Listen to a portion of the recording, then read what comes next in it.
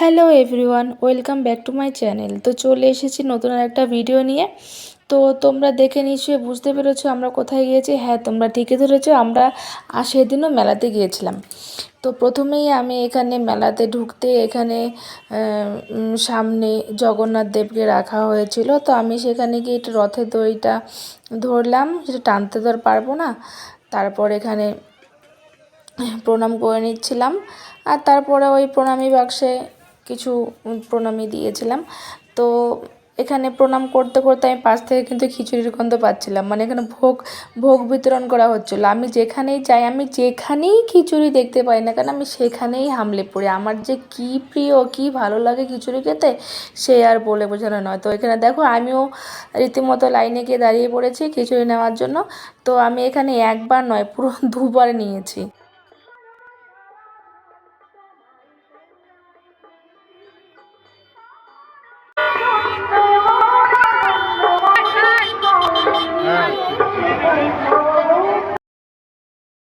তো আমি প্রসাদ টোসাদ খেয়ে এবার চলে গেছিলাম মেইন মেলা, যেখানে মেইন মেলাটা বসেছিল। তো মেলাতে গিয়ে দেখছি যে মেলাটা বেশ বড়ই কিন্তু বসেছিল। আমাদের পাড়াতেই লাস্ট 8 দিন ধরে এত সুন্দর মেলা হচ্ছিল, অথচ আমরা জানি না। যেদিন লাস্ট মানে উল্টোরথ, সেদিন আমরা গিয়েছিলাম। তোমরা তো জানোই আমি হাজব্যান্ডের কাজের সুবাদে আবার আমরা কাঁচরাপাড়ায় শিফট করেছি। তো এখন আমরা এখানকার সব জায়গা চিনি না, ভালো করে চিনে উঠতে পারিনি। তো আমরা জানতাম না, তাই আমরা লাস্ট দিন মেলায় গেছিলাম। তো গিয়ে দেখি মেলায় তো বেশ ভালোই আয়োজন করা হয়েছিল, মানে কমিটির তরফ থেকে। তো দেখি এখানটায় মানে গান টান হচ্ছিলো, মানে ব্যান্ড ফ্যান্ড এসছিলো। তো কিছুক্ষণ এখানে দাঁড়িয়েছিলাম। তো দাঁড়িয়ে থাকতে থাকতে সেই আমার পুরনো কথা মনে পড়ে যাচ্ছিলো। আমাদের পাড়াতে যখন কালী পুজোর পরে এরকম ব্যান্ড শো হতো, আর আমরা সব বন্ধু বান্ধবরা মিলে সেখানে গিয়ে নাচানাচি করতাম সারা রাত জেগে। কি তখন এনার্জি ছিল, সারা রাত জেগে জেগে তখন এরকম শো দেখতাম। তো সেটাই ওর সাথে গল্প করছি যে এখানে কেমন নিঝুম, সবাই চুপচাপ বসে আছে। এটা যদি আমাদের পাড়াতেই হতো তাহলে আমরা কখন সবাই মিলে নাচানাচি শুরু করে দিতাম। তো তারপর এখানে দেখো অনেক খেলনা এসছে, নাগরদোলা, তারপরে বাচ্চাদের কী সব খেলনা, গাড়ি ফাড়ি এসব। তো এখানে দাঁড়িয়ে দাঁড়িয়ে খেলনা দেখছিলাম, বাড়ির বাচ্চাগুলো গাড়িতে চড়ছিল। আর আমি ওকে এটাই বলছিলাম যে আমি খুব ছোটোবেলায় কখনো একবার এসব গাড়িতে উঠিনি। হ্যাঁ, এটা সত্যি কথা। অত অত আভিজাত্যের মধ্যে আমরা বড় হয়নি, তা সত্ত্বেই আমাদের ছোটোবেলাটা একটু অন্যরকমই কেটেছে সব বাচ্চাদের থেকে।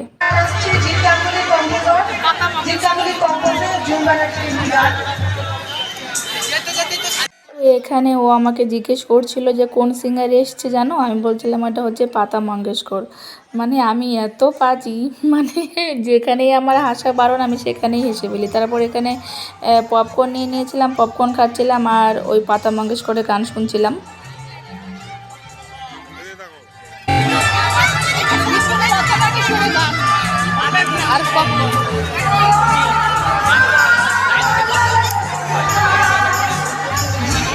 তো যাই হোক, কাউকে আন্ডার এস্টিমেট করা ঠিক না।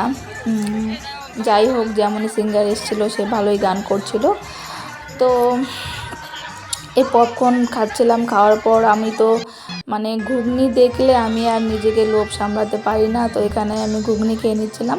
তো ওকে বলেছিলাম খাওয়ার জন্য, ও বলছে না আমি সব খাবো না, আনহাইজেনিক খাবার, তুমি খাও। তো আমি খাচ্ছিলাম।